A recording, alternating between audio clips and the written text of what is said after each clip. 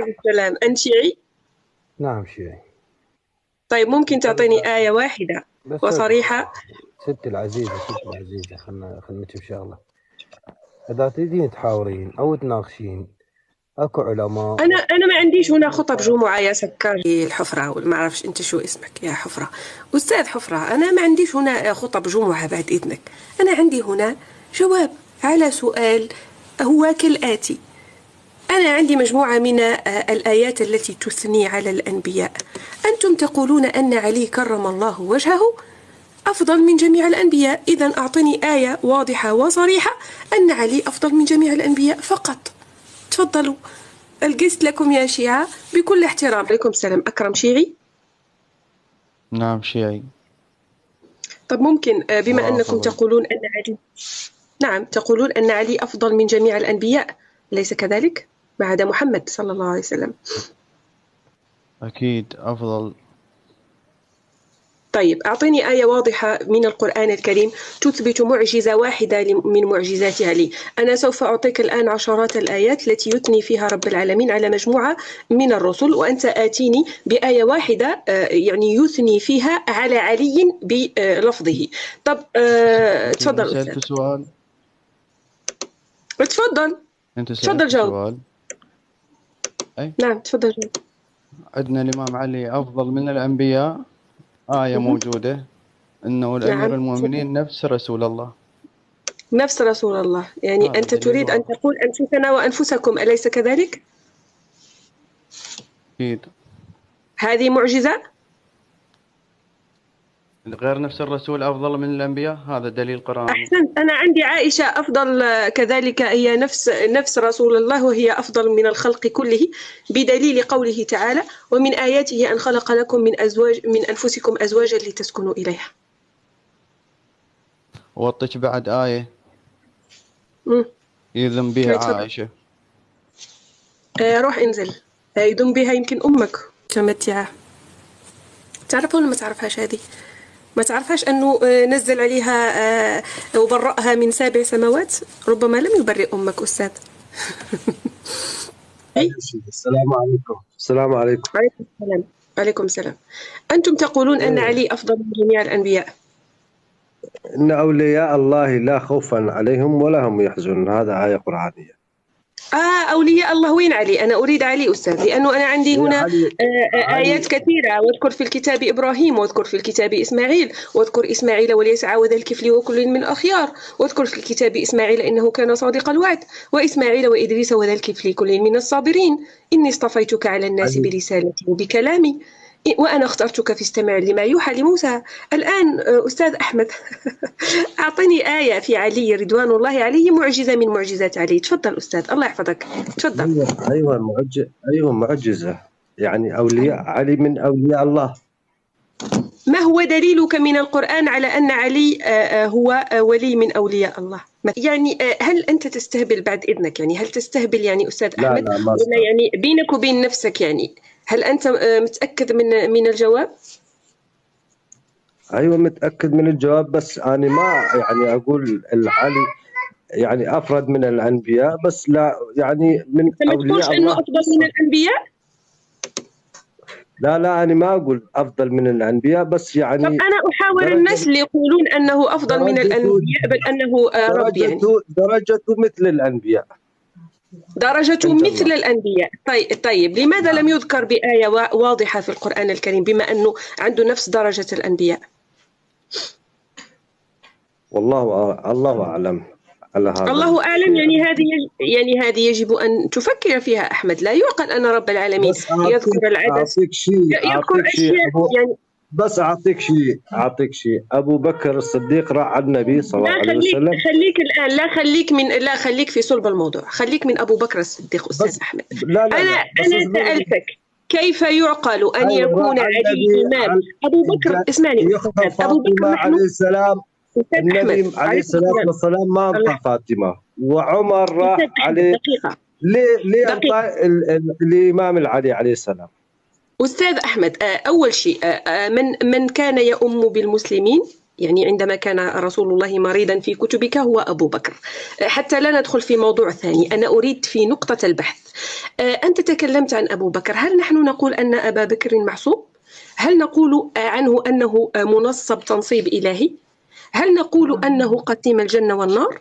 هل نقول أن الأعمال تعرض عليه يوم القيامة؟ هل نقول أنه أول من يستقبل الموتى هو أبو بكر؟ أنتم تقولون أن علي يفعل كل هذا وهو معصوم. إذن أعطونا دليل من القرآن أستاذ. الله نزلني، عندي أطفال، عندي عائلة، فنزلني فأعطيتك الدليل. معلش صراحة هذا دليل ضعيف جدا، يعني لم يذكر علي بلفظه، ومع ذلك أشكرك على احترامك فقط. أما الدليل فهو ليس دليل أستاذ، لأنه نحن نريد دليل علمي واضح يعني يفهمه الصغير والكبير. أنه هذه الآية يقرأها ملحد مثلا فيفهم من الآية أنها في معجزة من معجزات علي. الآن نقرأ شوية في الخطبة الافتخارية إخواني حتى تكونوا على دراية لماذا نحن نطلب منهم، ودائما أنا أكرر هذا السؤال. عندهم في بحار الأنوار ما يسمى، سأقول لكم الصفحة. عندهم في بحار الأنوار، شكرا أخي باسل، في مشارق أنوار اليقين للحافظ رجب البرسي، الصفحة 229. عندهم خطبة تسمى بالخطبة الافتخارية. هذه الخطبة لو كان ربما علي رضوان الله حيا يعني لكان اندهش منها، وهم يعني يقولون ويعتقدون بها. يقول: أنا عندي مفاتيح الغيب لا يعلمها بعد رسول إلا أنا ذو القرنين المذكور في الصحف الأولى، أنا صاحب خاتم سليمان، أنا ولي الحساب، أنا صاحب الصراط والموقف، قاسم الجنة والنار بأمر ربي، أنا آدم الأول، أنا نوح الأول. دقيقة شوفوها بأم أعينكم حتى لا تقولوا غصون تكذب يعني أو تدلس. الافتخارية.